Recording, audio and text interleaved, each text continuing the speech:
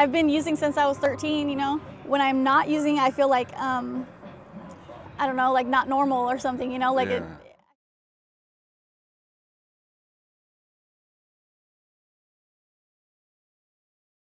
All right, welcome back, everybody. We're here in beautiful San Bernardino, California with Kay. How you doing, Kay? Good.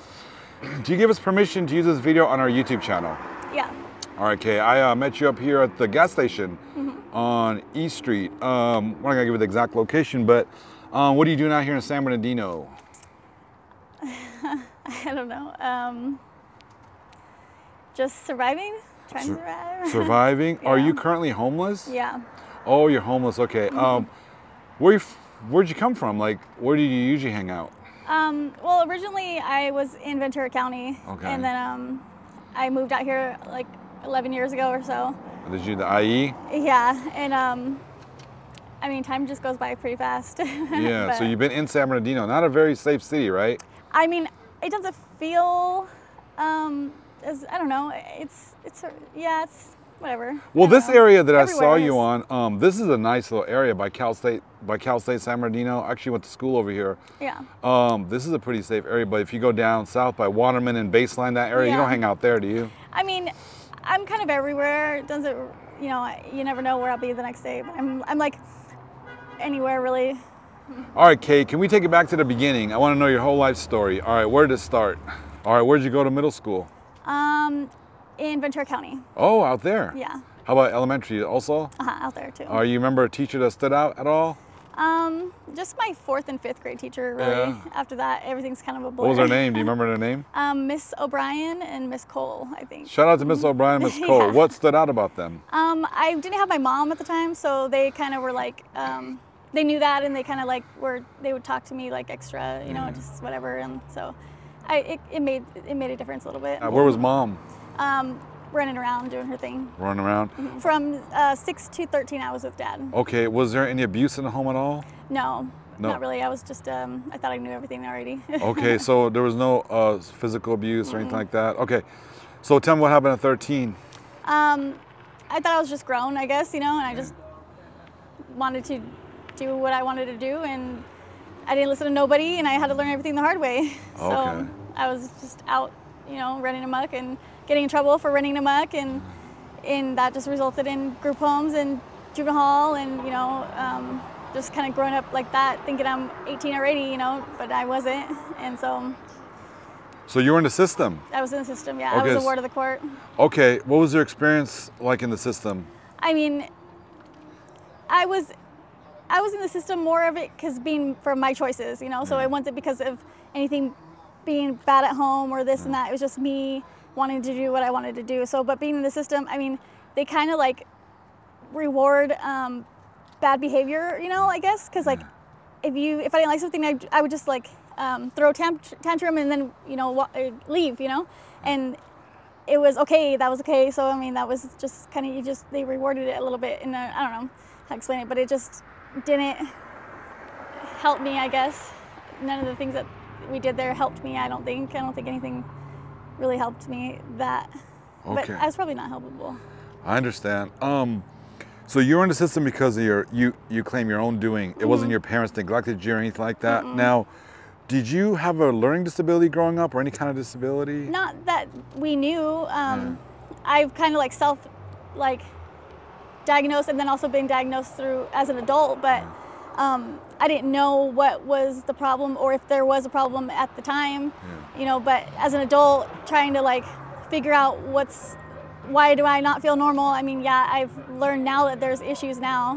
What kind of issues do you think? ADHD is one, maybe depression, super bad depression. Yeah. I've been using since I was 13, you know, an everyday user like since I was 13. So like when I don't use, which I've only been clean like a couple times in my life, you know, and that's like when I got pregnant, and then I breastfed for 14 months after that. So like that's the only time period that I've ever been clean, like willingly been clean, and then just like a 6 months jail period time, which was, you know, another time of clean. But any other time I've been using my whole life, you know. So like when I'm not using, I feel like I don't know, like not normal or something, you know. Like I feel normal when I use, but when I don't, I feel like super depressed and super I don't know, just like I don't feel right. So I was going to the doctor to tell him, you know, like what was going on, because I was trying to get off of drugs, you know, like at that time.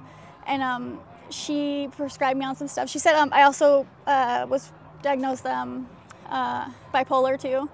And I was trying to get onto medication, but then COVID hit, and then that doctors stopped going, you know, because life took a different turn. You know, I no longer had a place to live, and I didn't have a job, and you know, my son went with my mom, and so everything kind of just turned, and now this is more important, just to have every day, you know, make sure you can have something to eat, make sure you can have a place to stay, or not get your stuff jacked, or not, and, you know, like deal with all the drama that goes around, you know, like, so things changed and priorities changed, and that just kind of got put on pause. What are you currently using right now? I only use meth, really. Okay. Have you tried the fentanyl at all? No. That. Okay. Mm-mm. I saw somebody OD'd in a room. I had a room when all four of us were in there. Yeah. I didn't even know that they were doing it, and they went to the bathroom, and they were in there for like 10 minutes or so, and then like his girlfriend went to go check on him, and he was like blue, head in the toilet, and, you know, like hemorrhaging from the nose, like it's insane. And I was just like, oh my God, like that's not what it was like traumatizing as fuck. You witnessed that, huh? Yeah, well, I brought him back to life. Yeah. Like he was like, my friend was doing compressions on him, chest compressions, and you could hear him like, huh, huh, huh, you know, and like I had this like the CPR mask thing, but it was hooked up to like a nectar collector, so I was using it for drugs basically. But I took it off the nectar collector, and I put it to his mouth, and I started like breathing in it, and he like, after 2 Narcans and the compressions, he wasn't even like gonna come back, you know, like we started breathing in his chest, and he came back. Like it was insane. But he woke up, and he doesn't even know what happened. He's just like he just woke up, you know. He doesn't even know that he was like not breathing for like 10 minutes, you know. To him, it's just like whatever. I don't like to f around with people who do that, because that's like a stressor on me, you know. I'm just like, I don't want to be there if you're overdosing. Like I don't want to, and that's so traumatizing. Wow, I'm sorry you went through that. How do you survive out here on the streets? I mean, you just got to be an opportunist, you know. If something comes your way, then something comes your way. If you don't, then, you know, hopefully you have a good friend that can help you out. You know, like I got a couple of good friends that just have been good friends, you know, and I show my appreciation just because if they need help with anything, I'll help them out. You know, if they need their house clean, I can clean their house, because that's what I used to do, was a cleaning service. Oh, okay. So like, I'm just grateful for the friends that I do have, and if there's opportunity, then I'm down for an opportunity, you know. Yeah. All right. Now San Bernardino's notorious for prostitution out here. Do you work the streets? I mean, I'm not out on the corner, but if I get like referred to by a friend or something, I mean, I'll see them. Okay. How long have you been doing that? I mean, long time, since been on the streets since I was 13. You know, you got to get by somehow, really. Wow, at 13. Did you ever have a pimp? No. No, okay. Nah. And I won't. Kay, what was your dreams as a little girl? Like, what did you want to become? I used to say that I wanted to be a singer, but I suck at singing, and I get stage fright. So, I mean, that's definitely not what I would want to be.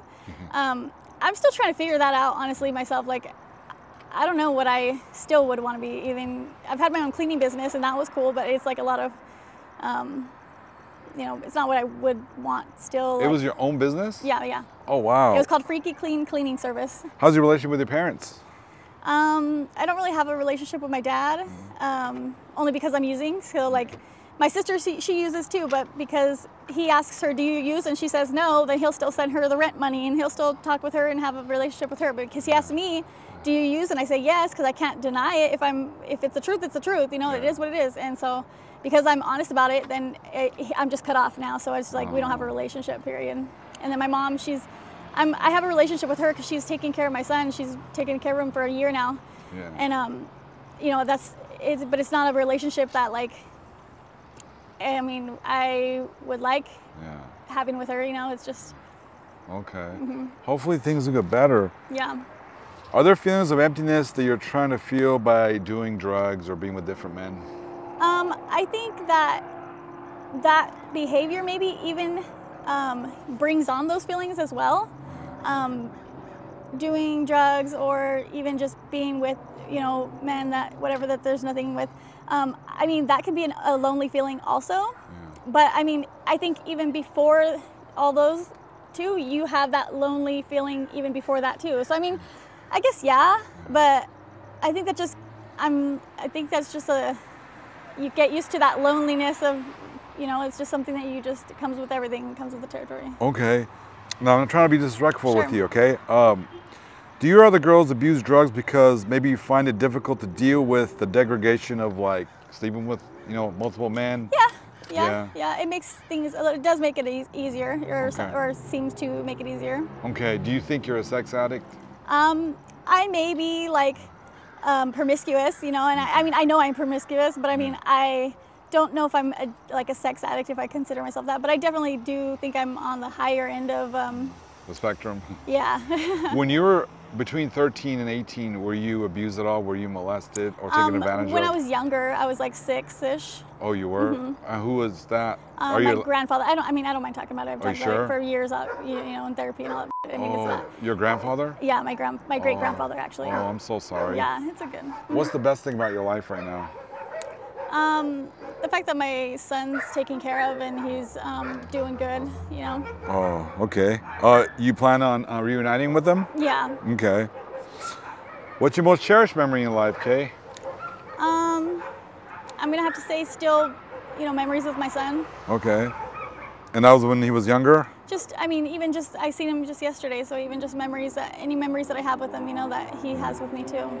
Do you have a plan, like a 2-year plan or anything? I don't really plan. I can't really plan because it never goes as planned.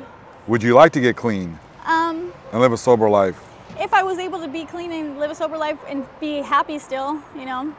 What advice do you have for young people wanting to get into drugs? I mean, I feel like they're gonna have to learn like, you know, on their own also. But I mean, it's not. Don't make it an everyday thing, I guess. I don't know. But I think everyone's gonna has to have their own experience or something, you know. But I wouldn't put it on any kid. I would never, if someone was to say like they never did it before, I would never be the first to go do it with them, you know. Yeah. All right. How about some fun questions? Sure. Are you political at all? Not at all. Okay. Do you believe in aliens or ghosts or anything? I mean, I believe there's something like that. Never experienced it or anything like that? No. Okay. All right. What's your favorite kind of food? Macaroni and cheese. Macaroni and cheese. Do you know how to cook? Not really. No. No. What's your favorite restaurant? Probably just like a good old Mexican restaurant, you know? Yeah? Yeah. All right, last question. Is life easier being beautiful? It definitely helps. Okay. It definitely helps. How can it be harmful? I mean, because sometimes you don't want the attention on you, and it can kind of get you in some crazy situations maybe, you know? Situations? All right. Hey, Kay, thank you so much for this interview. You have a great night. Be careful out there in San Bernardino. All right, bye. Thank you.